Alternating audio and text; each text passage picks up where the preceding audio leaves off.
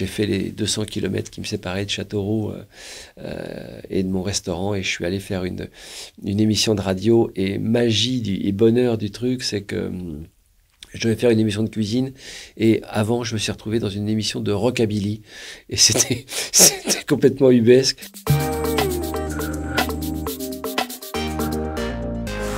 Je suis né rue Ménilmontant, dans les hauts du quartier de Ménilmontant, Paris 20e.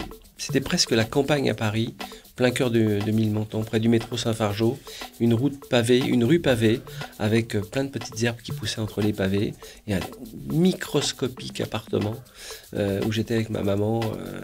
Je me sentais très, très protégé. En même temps, il y avait tout un univers d'artisans, de plombiers, de boulangers, de gens qui travaillaient les métaux, d'ateliers, de ce Paris populaire, un Paris un peu à la Douaneau. Alors après, j'ai déménagé vers Champigny-sur-Marne. C'est vrai que nos appartements étaient très petits dans le 20e arrondissement de Paris, et évidemment avec beaucoup de bienveillance. Je dis ça avec un petit sourire. La ville de Paris nous a proposé des HLM, des habitations à loyer modéré, au quartier des Bois-l'Abbé et des Boulereaux. Et puis rien, pas un commerce, pas un artisan, simplement un hypermarché qui était venu s'installer là. Et on se sentait plus admis à Paris et pas vraiment intégré à Champigny. Donc ça a créé tout de suite des tensions dans ce quartier. Mais j'avais qu'une envie, c'était de quitter ce quartier. J'habite sur l'eau, j'habite sur la Seine, et je suis sur une péniche, et j'aime bien ce mouvement permanent qui m'apprend que rien n'est stable finalement. Et donc j'adore la vie sur ce bateau parce qu'elle me met un petit peu à la marge. Elle m'impose de ne pas avoir trop d'objets, pas avoir une garde-robe de fou, donc c'est 3 paires de chaussures, des tenues de sport et 1 ou 2 manteaux, et une cabine de douche et une bannette pour dormir, et j'adore ça. Je vais souvent me reposer au col d'Irati et me préparer dans des treks, dans la marche, découverte de cette nature qui est magnifique à cet endroit-là. Et puis des fois, je fais tout le contraire. Je vais au pays Bigoudin, dans la région de Pont-l'Abbé.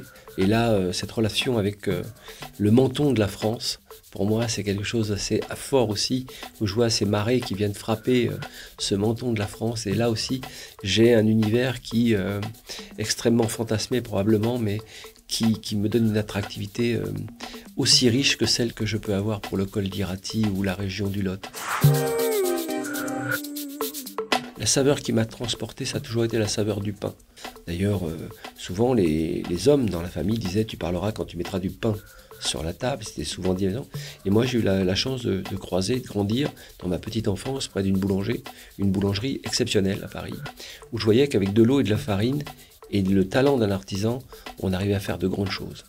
Et l'humilité que j'ai appris dans la dégustation du pain, elle est là. Elle est de dire, ben voilà, on peut donner de la valeur ajoutée à des produits simples et ça fait un grand plat. Même les plats que j'ai pu partager avec mon père et ma mère dans des moments des fois qui étaient un petit peu compliqués, une simple pâte avec quelques dés de corned beef en boîte et une sauce tomate qui était un petit peu abracadabrante comme ça, et c'était un plat de partage dans la famille. On savait qu'on allait affronter des moments un peu difficiles par moments. Et bien aujourd'hui, malgré que je sois végétarien, quand je vois une boîte de corned beef, je l'achète. Et par moments, j'ai envie d'y goûter et de refaire ces pâtes que faisait ma mère.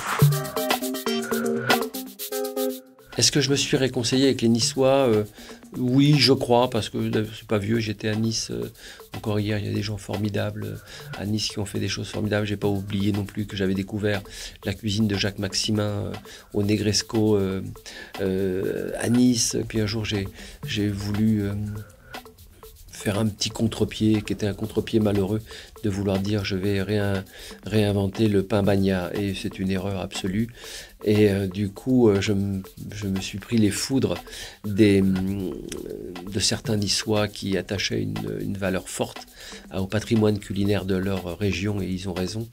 J'ai dit, excusez-moi, je vais changer les choses, et j'ai appelé ça pan garni, un pain garni, en respectant de ne pas parler du pain bagna, qui est une recette que j'adore parce que c'est une recette de la street food, comme disaient les Anglais, et qui se mange en déambulant et avec des produits simples, et ça me plaisait beaucoup. Donc voilà, on ne joue pas avec la tradition, on l'a fait évoluer, mais on ne joue pas avec la tradition. Et les Niçois ont eu raison de remettre les choses en place. D'ailleurs, j'étais allé prendre un cours de salade niçoise avec Jacques Maximin en pénitence. Ah oui, bah, c'est chez vous, mais dans le Berry. J'ai eu la chance de faire une première radio. J'y serais allé à pied parce que, oui, j'étais jeune chef. J'avais envie de marquer un peu mon territoire dans les médias. Donc le moindre journal, même local, même avec 600 adhérents, j'acceptais toutes les interviews. D'abord, ça me rôdait à l'exercice.